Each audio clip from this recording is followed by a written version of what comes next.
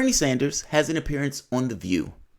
While in this appearance on The View, there's a hostile, belligerent Whoopi Goldberg, who, despite having omnipotence almost in Star Trek, seemingly outside of that particular esteemed role, is kind of out of it politically. She's completely unaware of Bernie Sanders' political history going back to like the 80s. And the guy who calls himself socialist, she seems to be even unaware of what that means. So dealing with a belligerent Whoopi Goldberg is one thing, but you also had to deal with Meghan McCain, who has a feeling, oddly enough, towards one of the candidates in the race, Tulsi Gabbard. And Bernie Sanders is asked about Tulsi Gabbard. And Bernie Sanders dodges. And Tulsi's supporters are greatly upset by this. I want to talk about it. Welcome to Soapbox After Dark.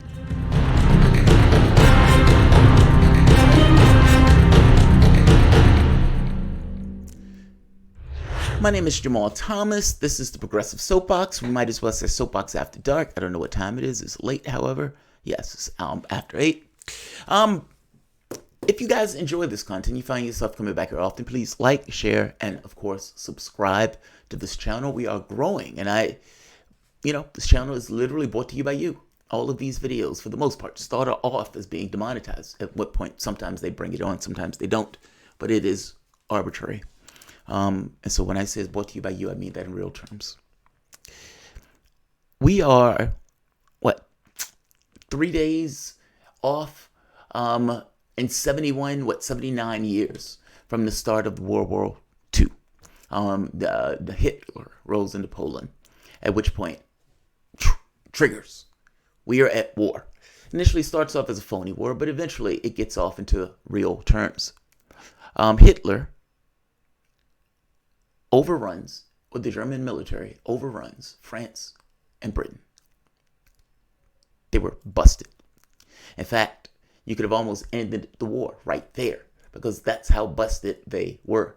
For whatever reason, he decided to stop, and he gave this kind of halt order. And it's unclear why he gave this halt order. Some people say it's a logistical line. Some people say there are ideological ideas in the works. It's hard to know. But whatever it is, he gave the halt order. And he gave the German, or let's say the British military and the French military, to get out of Dodge and to get off land, meaning all of the boats and everything else, the famous Dunkirk. One catch. Britain, for the most part, were supplying those ships. Now, you're Winston Churchill. You have Britain and France, both of you are in an alliance with one another, meaning you guys are armed and armed with one another. And nevertheless, despite being arm in arm, you tell your military, get our boys out first and then to get those Frenchies. Why wouldn't you say that? Your people in your particular government, despite the alliance, will absolutely expect you to say just that. Get our boys out first.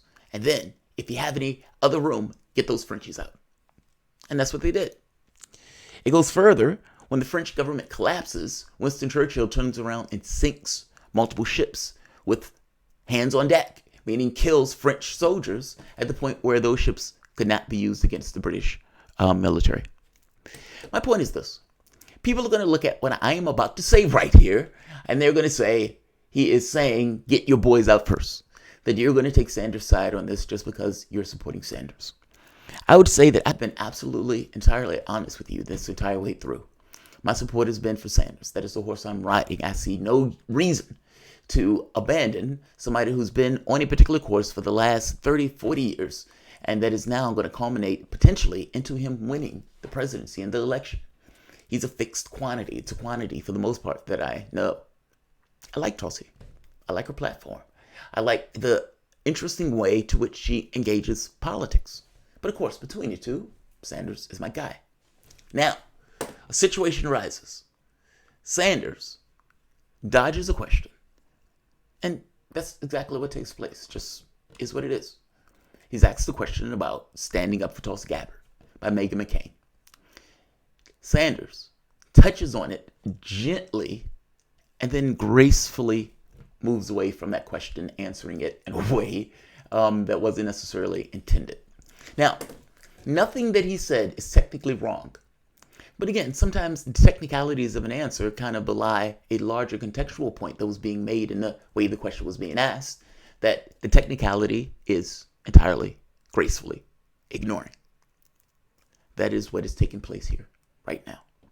I'm going to show you this. I'm going to do a different clip on a belligerent Whoopi Goldberg. I don't know what got into Whoopi Goldberg's bonnet. Somebody needs to get with her, Whoopi Goldberg a Twitter feed. Somebody needs to get Whoopi Goldberg this kind of heads up that it was Sanders that was browbeating Amazon so bad and was so shamed that they end up giving $15 an hour to all of their employees, including, by the way, employees even in the UK. Whoopi Goldberg better ask somebody. We got the receipts. I have no idea what Whoopi Goldberg is talking about and how belligerent she is in this particular clip. It's as if she has no idea what democratic socialists even mean. She has no idea what being belligerent towards capitalism means. Does she honestly believe that the man who's talking about transformative programs all across the United States and is openly belligerent towards the various, belligerence is my word for today, towards the various owners of these companies, that guy doesn't want increased taxes on these type of people, and that Andrew Yang is her guy, the Asian guy that wants to give people $1,000. That's his call sign. That's his thing. Fair enough. But if you are running with that while you're talking to Sanders, as if you have some standing here to even have this conversation, no. I mean, yes, you're standing to have the conversation. I guess it's a conversation based in zero knowledge. I heard about this Yang guy who's going to give people $1,000. What are you talking about, Bernie Sanders? It's like, really? Are you serious? Are you serious? But before we get to that, let's get to Meghan McCain patiently waiting to hit Sanders with this. Is saying she's been excluded from the DNC stage, and she actually resigned, as you know, as vice chair of the DNC last time because of your treatment. Number one, do you think that she was right? Again, I just don't know if getting rid of superdelegates is enough. And do you think it's your turn to stand up for her to be on the debate stage now? Let me just say this. I would go further. I would ban superdelegates from voting on any ballot. We could not achieve that. We got them off the first ballot, which was a step forward. Tulsi is a good friend of mine. Where the DNC right now had a difficult problem. How do you deal with 20 candidates who are running? Do you have 20 people up on the stage together? Does that make a sensible debate? I think not. So they came up with their approach. I am not a great fan, I should tell you, Meghan, as to how we do debates in general. Right. My own feeling would be, rather than giving people 45 seconds to talk about what we do with the crisis of high cost of prescription drugs, we focus on healthcare, we focus on climate change, do it issue by issue. Wait, I have to go back to Meghan McCain. Meghan McCain is looking at him like, this motherfucker is not going to answer my question. Now, here's the interesting part. He is touching on it gently. It's a dodge, but it's a gentle, graceful dodge. Because there's a few weird, fascinating parts about that. Meghan McCain used superdelegates just as an afterthought. Meaning, in the way that I have conversation, I don't necessarily have a script that I'm writing down. I am relaying the information almost as if we were just talking in a bar, or something to that point. This is just the way I talk. I may add extraneous information into the conversation in order to try to make the point. Meghan McCain did that with superdelegates. What she asked him had nothing to do with superdelegates. She said, yeah, I don't think superdelegates goes far enough. Well, they haven't gotten rid of superdelegates. And you may find those superdelegates coming back in full force in this election if you get a breaking in the way that the electorates go as they go through, as the delegates go as they go throughout the race this year. But that was an afterthought. The question wasn't about superdelegates. The thrust of that question was, Tulsi Gabbard took a hit for you. She literally stepped down because she didn't believe she could support you while being in that position. Will you stand up for her as they exclude her from these third debates? She's being excluded. This comes across to some degree as unfair. Will you say something about it? Bernie Sanders. Bernie Sanders says, yeah, those superdelegates, I don't like those superdelegates. Fair enough. Really wasn't about superdelegates. But he goes further. I'm not a big fan of the way they do debates. So again, he's touching on it in this kind of gentle way. I'm not a fan of the way they do debates. As you know, I mean, I don't think we should have 40 seconds. But then he veers right immediately away from that. Because I'm not a fan of the way they do debates. It's not necessarily directly pertaining to Tulsi in as much as even standing on stage. All of this was a graceful dodge. He is technically saying something that is true. He doesn't like the way the debates are organized. And the DNC had a particular problem in organizing the debates and finding a fair process to allow the people to get on stage for those debates. Yes, that's technically true. But I feel unsatisfied in the answer. If I am a Tulsi supporter or if I'm even Meghan McCain, it's a political answer. Now, I like both. Clearly, Sanders is a horse that I'm riding. I look at this and I think there's no way Sanders is going to say the exact thing in every situation that I want him to say.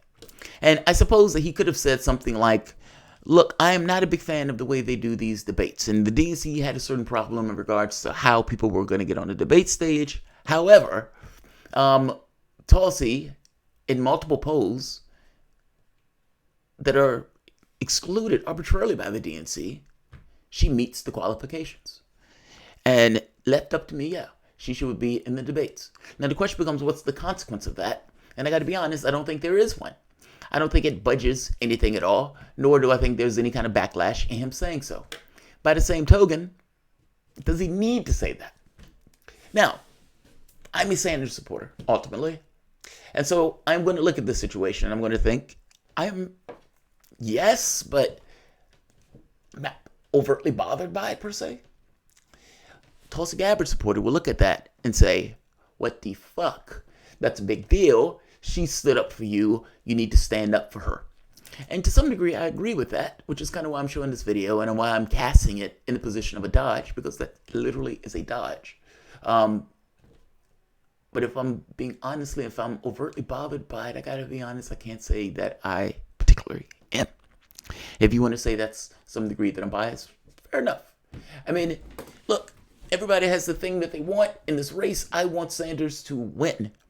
And if I'm being brutally honest, part of the position I think that I can take with a certain, I can be somewhat magnanimous when I look at Tulsi in the race and everything else is because I've been honest with you in saying that I don't think she was going to win. I don't think the anti-war platform, even though it is one of those things that lefties like, and in some cases right-wingers like, I don't think it has the bang for the buck in a time where people care more about the economics of things, their health care, and those type of things, those things that are close to them. By the same token, I would love for her to be Secretary of State or something to that effect. And I have no issue at all supporting her because I want her in the debates and I want her on the debate stage, especially for the third debate. So don't misunderstand me. I am to some degree disheartened that Sanders wasn't a little bit stronger in this particular answer. But being a bit disheartened that he's not stronger in this answer is not the same thing as me being overly bothered by it, I guess. And I guess, to some degree, perhaps I'm disappointed in myself that I'm not, emotionally engaged to the point that I guess some of the people who are animated for Tulsi Gabbard are in this particular point on this particular answer. So fair enough. I don't begrudge people for being annoyed by him not necessarily standing up in this particular way and dodging. Don't begrudge it at all. If I was in your shoes, I would feel the exact same way.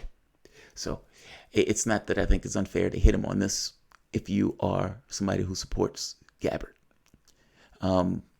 Resigned, as vice. But this is my horse. And I don't need him to say things exactly in the way that I want him to say it, even in situations where I think he could be a little stronger. That's my honest assessment. And I know some people says, oh, dude, fuck you, man. Fair enough. I understand it. Get my boys off that island first. Chair of the DNC last time because of your treatment. Number one, do you think that she was right? Again, I just don't know if getting rid of superdelegates is enough. And do you think it's your turn to stand up for her to be on the debate stage now? Let me just say this. I would go further. I would ban superdelegates from voting on any ballot. We could not achieve that. We got them off the first ballot, which was a step forward. Tulsi is a good friend of mine. where the DNC right now had a difficult problem. How do you deal with 20 candidates who are running? Do you have 20 people up on the stage together? Does that make a sensible debate? This is true, by the way. I mean, this is kind of my point. It's technically true. I've even said the same thing. How does the DNC deal with 20 people on a debate stage? And how do you negotiate that in a way that comes across as being fair and transparent? The problem is that the DNC never owned up to the fact that they cheated Sanders in 2016. So the entire process is somewhat corrupted by Tom Perez going with this notion of the appearance of impropriety, so we need to make sure we have an appearance of trust. The problem here is what you're using are things that you don't control. You're using polls. And the polling is not coming out adequately enough for you to get a fair assessment on who really should be on the debate stage, which is the spirit of what they were trying to accomplish in saying all of these unique donors and all of the polling. The problem here is that the DNC's approved polls are not any more special than many of the other polls out there that are just as good, if not better. And in those particular polls, Tulsi is above the threshold. So if you're a Tulsi supporter and you're like, well, wait a minute, your polls are not coming out fast enough for me to even get an honest appraisal, well, that's a problem. And when I'm looking at these other polls, they're showing I am catching on to some degree, meaning my polling is going up, and you're not using those. That's a problem. That's unfair to me if the main spirit of this was to be fair, impartial, and transparent. What you could have said was any poll that meets a particular threshold. Essentially say, we need polls that are this scientific with this many people that meets essentially a certain bar, and base it off of that. Meaning you could have out all sorts of polling agencies, and you could have used averages and all sorts from these polling agencies to make your assessment, providing those polling agencies met a certain threshold of excellence. You didn't do that. Instead, in polls that you don't control, in a situation where you start off with 17, then you end up with 10, and then between the two debates, only 5 polls come out, which means her ability to show change is curtailed, despite the fact that you can look out and see other polls that says she's doing better and is going up and meets your threshold. I would have loved for Sanders to point that out. I would have loved for him to kind of at least said something to a similar effect of, look, I am not a big fan of the way the DNC was doing this. There was a difficult problem in trying to figure out how you're going to deal with all these candidates. But I think Tulsi has a point when she makes the point that there are other polls showing that she is increasing her margins. And the spirit of this was supposed to be fair and transparent. So I get where she's coming from. Like anything, you could have even made it more milquetoast. I would have got it. But am I going to ding him for it? No, I am not. I think not.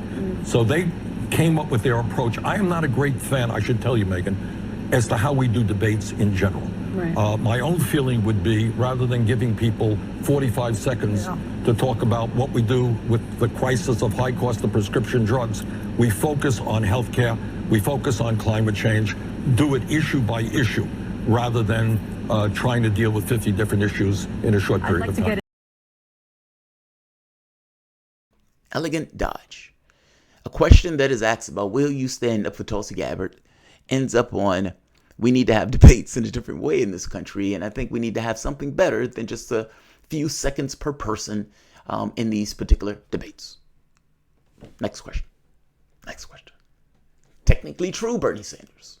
But crafty dodge. Crafty dodge. I understand Tulsi supporters being angry at him for this. Fair enough.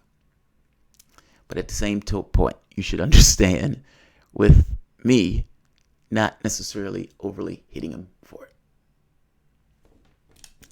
I am being probably far too honest with you, but that's where I fall on this particular thing. It's so close to the election, cheap Nick appears to be suspect. It's what it is. Yeah, that's kind of where I am with that. But here's the thing. I don't think it's a if you're a fan of Gabbard and you want support for Gabbard, then it doesn't become a cheap nitpick. From your perspective, if you're looking at this, you would say, wait a minute, she stepped down for you. I want you to support her in this particular moment. Now, we thought the same way with Elizabeth Warren. So, I can't necessarily call it a cheap nitpick in this sense. If you are a Sanders supporter, however, yeah, it becomes a cheap nitpick. Because from your standpoint, you're not going to hit him for each and everything that he doesn't quite do in the exact way you want him to do. So, President Sanders, Moni G. Oh, Bernie looks so dapper. Sharply dressed man, President Sanders. It's possible. It's possible. It's possible. I'll leave it here. Like, share, subscribe. The View is dangerous territory, man. I'm going to show you a crazed, belligerent Whoopi Goldberg. I need to get that video. But I don't think Whoopi Goldberg knows anything about politics. At all. At all. There's no way that she could stand in that position, ask those questions, and know anything about what it means to be a socialist, what it means to be Sanders, what Sanders has been doing in Congress for the last, 20, 30 years, why they hate him so, why they consider him an existential threat to the political system itself, like all that stuff. Elizabeth Warren is the candidate who is supposed to stop him and keep the system intact. She's safe, she's moderate, etc. She may want some tax cuts and all this other, or some taxes, yes. But at the end of the day, she's not going to do anything to change the way the system operates. That's not true for Sanders. And most people know that. Why doesn't Whoopi Goldberg know that? Like, share, subscribe.